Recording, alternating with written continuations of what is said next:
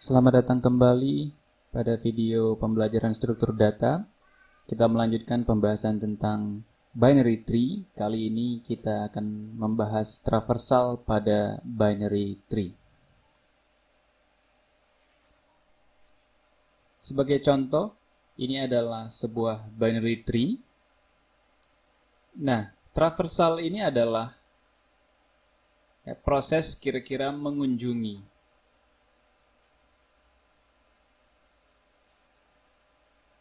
node-node yang ada di binary tree secara satu persatu. Tujuan mengunjungi sendiri, pertama mungkin kita ingin melakukan search, mencari informasi di dalam binary tree, mencari value yang tersimpan di dalam binary tree. Kita perlu melakukan traversal. Atau kita ingin, simpelnya kita ingin print semua data yang ada dalam binary tree yang kita miliki. Nah, kenapa sampai ada, nanti kita lihat ada beberapa cara dalam melakukan traversal, karena terlihat dari strukturnya, dibandingkan dengan struktur array atau linked list yang linear, arah traversalnya sudah jelas, biasanya dari kiri ke kanan dan terurut satu persatu linear seperti itu. Sedangkan untuk binary tree sendiri dengan struktur seperti ini, maka ada beberapa kemungkinan cara untuk mengunjungi semua node yang ada di sini. Sebagai contoh, misalnya dari F kita bisa ke B, kemudian bisa ke A, atau dari F bisa ke B, kemudian ke G dulu misalnya. Jadi perbedaan cara inilah nanti yang akan menentukan jenis-jenis algoritma traversal pada binary tree.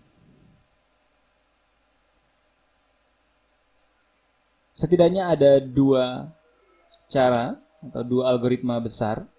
Yang pertama disebut dengan depth first search atau DFS. Nah, yang kedua itu adalah breadth first search atau BFS. Nah, perbedaannya dari namanya depth artinya dalam, ke dalam dulu, misalnya jauh ke dalam, sedangkan breadth dia melebar. Misalnya contohnya tadi, mungkin kalau dari F kita ke B terus ke A, yang ke sebelah kiri terus ke dalam, sedangkan breadth dari melebar, artinya dari F, B, G dan seterusnya. Nah, DFS sendiri untuk yang model pencarian ke dalam ini juga terbagi ke beberapa jenis. Ada yang namanya pre-order, ada yang namanya in order, dan ada yang namanya post order. Ini nanti kita akan bedah satu persatu secara lebih dalam dengan contoh-contoh untuk lebih memahami cara kerja masing-masing algoritma traversal ini.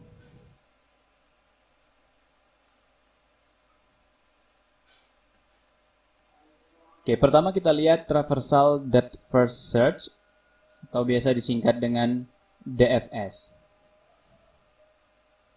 Secara umum, algoritma depth first search ini kita sudah jelas ada beberapa jenis algoritma depth first search, namun kesamaan dari semua algoritma tersebut adalah misalnya kita punya seperti ini.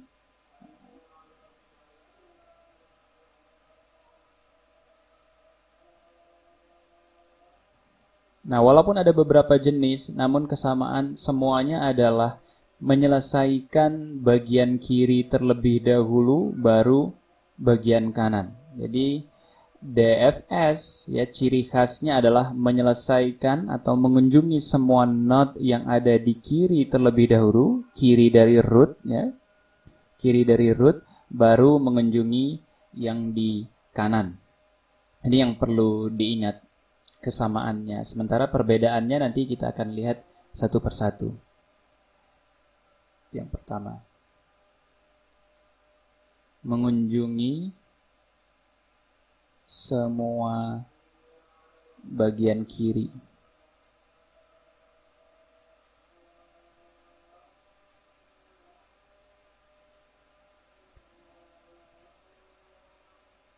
Bagian kiri root.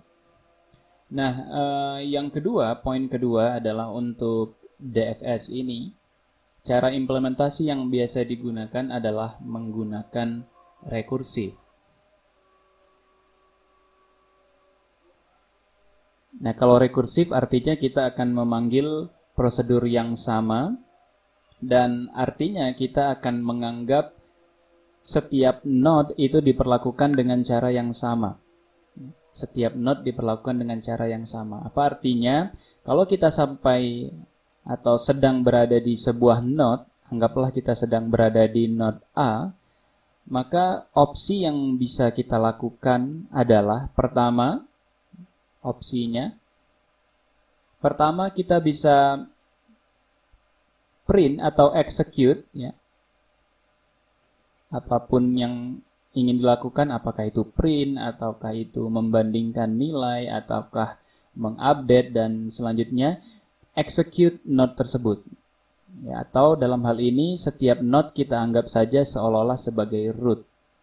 Karena kalau rekursif artinya ya setiap node kita anggap sama posisinya, dalam hal ini kita anggap semuanya sebagai root. Pilihan kedua jika kita sedang berada di suatu node adalah kita bisa menuju ke kiri. Jadi pilihan keduanya adalah go left. Dan pilihan ketiga tentu saja go right. Ini adalah 3 pilihan yang bisa kita pilih dengan urutan yang berbeda, maka akan menghasilkan info yang terexecute, ya, urutannya akan berbeda juga. Atau node yang akan diexecute, urutannya akan berbeda.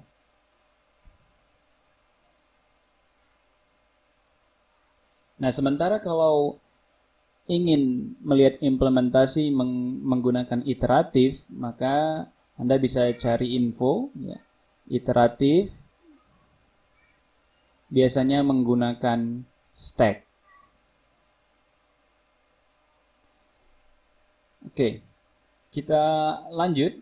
Ini kita lihat secara umum. Tadi kita sudah tahu kita punya 3 pilihan. Setiap kita sampai di sebuah node, maka kita punya 3 pilihan.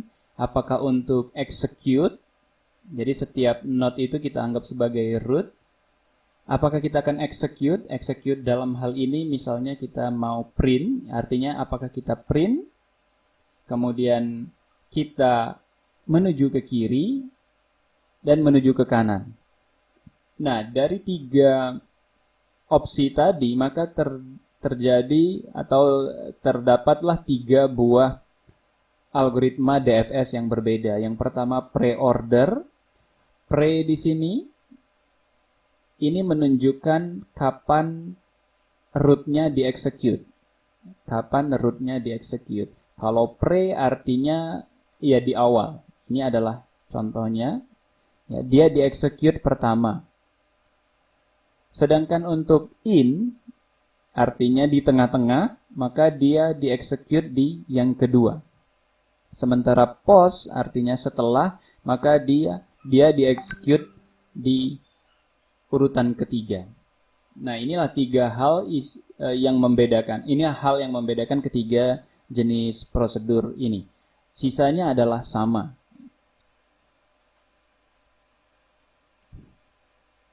Kita lihat contoh. Untuk pre-order artinya pre-execute dulu, kemudian ke kiri, baru ke kanan. Execute. go left, baru go right. Ini dilakukan di setiap not yang kita sedang berada di situ. Karena kita melakukan dengan rekursif. Sebagai contoh, jika kita punya binary tree seperti ini, maka pertama kita mulai dari root biasanya, atau sebenarnya kita bisa mulai dari mana saja tergantung bagaimana prosedur itu dipanggil. Asumsi kita selalu memulai dari root, maka kita akan mulai dari F. Artinya kita sedang berada di posisi F, maka mengikuti algoritma pre-order saya akan execute dulu root, baru go left, baru go right. Oke. Jadi execute artinya di sini adalah print infonya, maka saya akan print ke layar F. Oke, setelah saya print F, maka saya akan go left. Oke, saya akan go left. Tapi jangan lupa, saya ada go right juga di sini. Ya. Namun ini belum dieksekusi. Ya, karena saya harus menyelesaikan eksekusi dari go left ini. Ya, eksekusi dari go left. Karena ini memanggil prosedur juga. Artinya saya bisa lanjut ke baris ketiga ketika baris kedua ini benar-benar telah selesai. Nah, pada saat saya ke go left, maka saya akan asumsikan B ini juga sebagai root, maka saya akan lakukan hal yang sama, saya execute B, kemudian saya menuju ke left. Saya ikuti left, hal yang sama, saya execute A, kemudian saya menuju left. Karena left-nya 0, maka left dianggap sudah selesai di-execute, tidak melakukan apa-apa. Kemudian yang dilakukan berikutnya adalah saya go right. Pada saat saya go right, ini juga 0, maka saya tidak melakukan apa-apa. Maka selesai adalah prosedur yang ada di not A ini. Artinya selanjutnya, jika prosedur yang ada di not A sudah selesai, artinya prosedur go left dari not B juga sudah selesai. Nah, kalau prosedur go left dari not B sudah selesai, baru kita akan ke go right dari not B. Setelah saya go right, saya berada di posisi ini, maka yang saya lakukan adalah execute D. Setelah saya execute, saya go left. Setelah saya go left, saya execute. Setelah saya execute, saya go left. Ini 0, maka selesai. Go right, 0 juga selesai. Maka prosedur left dari D sudah selesai. Nah, ini yang sudah selesai. Kita tandai dengan silang. Sudah selesai, maka sekarang saya go right. Saya go right.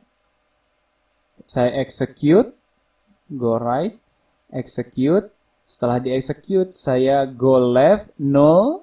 Selesai. Go right, 0. Baru saya selesai prosedur ini. Ya, prosedur right dari D. Ya. Setelah selesai prosedur right dari D, itu artinya selesai juga prosedur right dari B. Selesai. Kemudian kita lihat artinya baru kita selesai prosedur left dari F. Selesai. Nah, baru saya menuju kanan, ya, go right dari si F tadi. Yang awal, yang pertama kali kita panggil. Ya. Baru saya ke right. Kemudian yang saya lakukan adalah saya eksekusi right. Saya ke left. Ya, left 0. Selesai. Saya ke right, eksekusi, artinya I. Kemudian selanjutnya saya ke left, ya, setelah execute, saya ke left, execute lagi, kemudian ke left, selesai, ke right, selesai, maka selesai prosedur kiri dari I. Saya ke kanan, go right, 0, selesai, maka selesailah prosedur right dari G. Kemudian artinya selesai juga prosedur right dari F. Maka barulah semua prosedur yang kita panggil tadi pada saat pertama memanggil dengan argumen F itu selesai. Sehingga menghasilkan urutan seperti ini. Ya, kita lihat, kita ingat, kita bandingkan dengan yang lain. Oke, in order, ya, kita ingat in artinya execute-nya di tengah-tengah. Artinya kalau saya berada di suatu node atau root, saya go left dulu. Kemudian saya execute, baru saya go right. Oke, kita coba dengan cara yang sama, hanya urutan yang berbeda. Kita mulai dari F. Apakah kita print F? Tidak, karena kita belum execute. Kita harus go left terlebih dahulu. Sampai di B, apa yang lakukan? Lakukan hal yang sama. Artinya kita go left lagi. Sampai di A, lakukan hal yang sama, yaitu go left. Go left, 0. Kalau 0 selesai. Kalau sudah selesai, baru kita execute. Execute A. Setelah execute A, yang dilakukan adalah go right.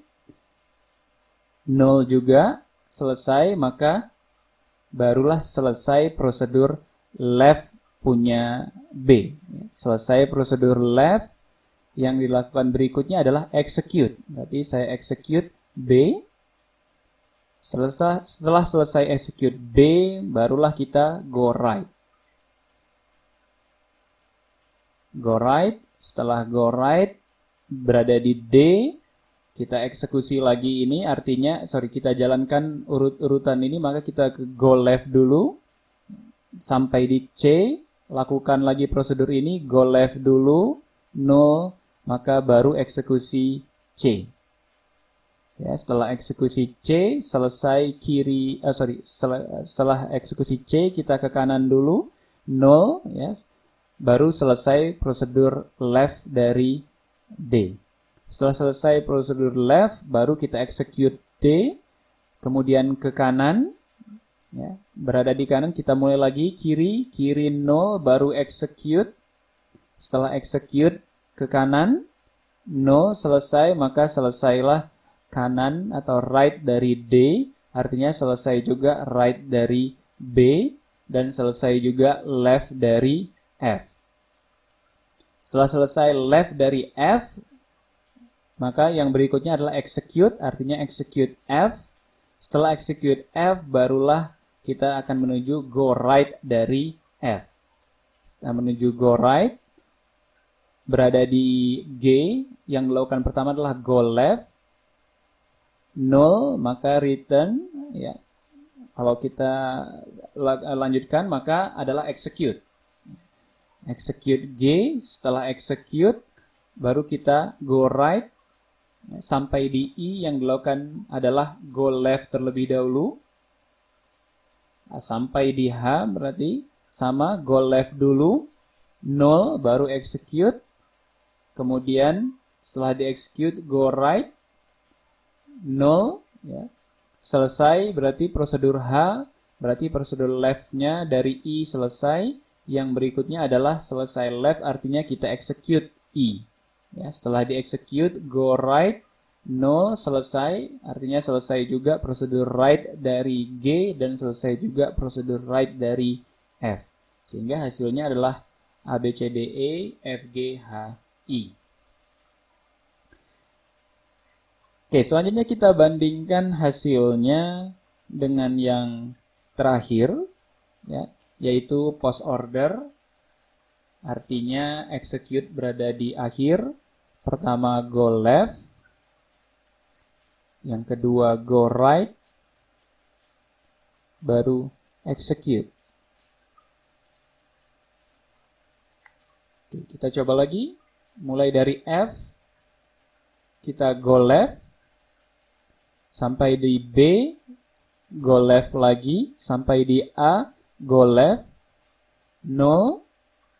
Setelah 0 go right dulu, go right, 0, ya. Setelah 0 barulah execute, artinya execute A.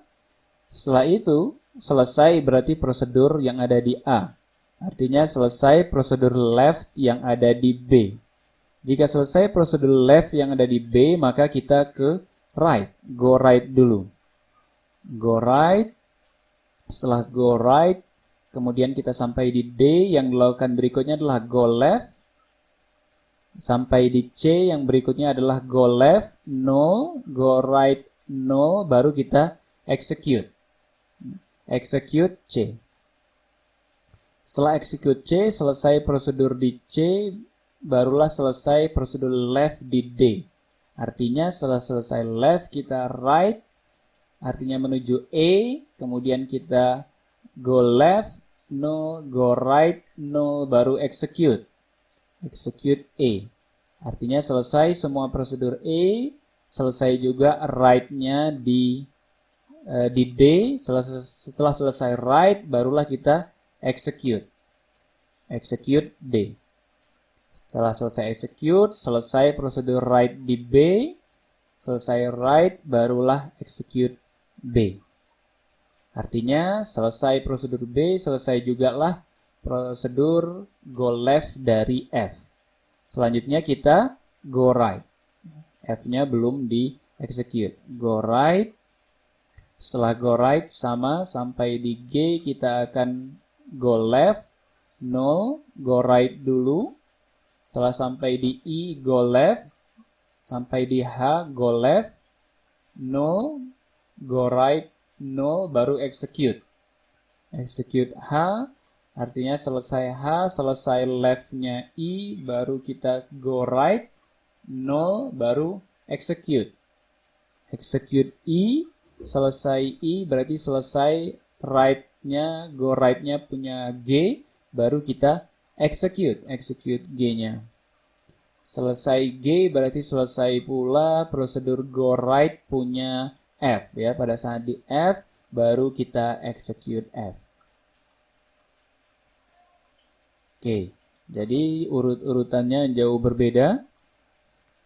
Kita lihat perbandingannya. Kalau kita ingat tadi, pada saat pre-order, kita akan punya, ini pre-order, kita akan punya F, B, A, D, C, E, G, I, dan H. Ya. Sementara kalau in order, kita akan punya A, B, C, D, E, F, G, H, dan I. Sementara post order, kita akan punya A, C, E, D, H, I, J. Bentar. A, kemudian kita lihat sebelumnya A, C, E, D. Oh ya, ada yang kurang ini. B dulu ya. Setelah D, B. Oh ya, betul. B, kemudian H, kemudian ini I, ini G, kemudian F.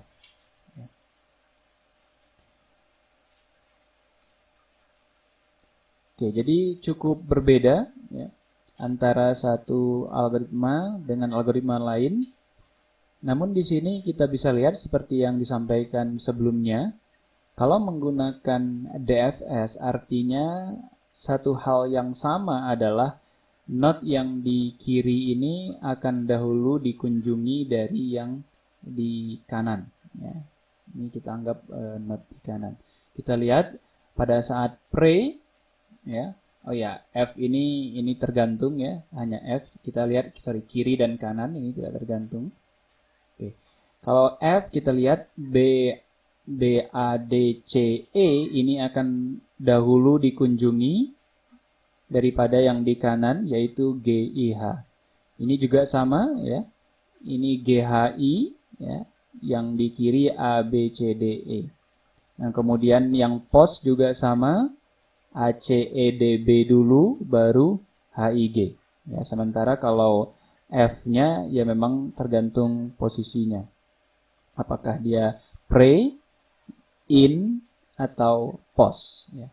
Itu kira-kira terkait dengan perbandingan ketiga algoritma tersebut.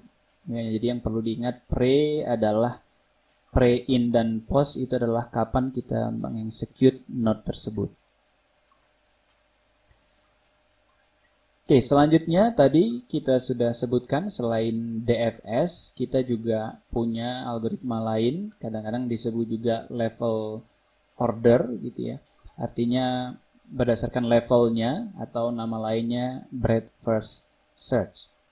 Nah, kalau di BFS ini ya, atau biasa disingkat BFS, pencarian itu dilakukan per level atau traversal itu dilakukan per level, mulai dari B, ya setelah B kita akan menuju setelah F kita akan menuju B, kemudian G, setelah G kita akan menuju A, kemudian D, kemudian I, baru C, E, dan H. Jadi per level dari kiri ke kanan. Biasanya seperti itu. Nah, kalau tadi DFS biasanya diimplementasikan menggunakan rekursif, kalau BFS biasanya kita menggunakan iteratif dengan bantuan sebuah queue. Nah, di sini kita pakai queue. Jadi idenya adalah masukkan ke dalam queue, expand, artinya kalau saya berada di posisi di F ya, kemudian saya dapatkan semua children-nya, left dan right-nya, dua-duanya masukkan ke dalam queue. Kemudian proses atau iterasi berikutnya adalah selalu yang pertama atau yang paling lama berada di queue akan di execute duluan.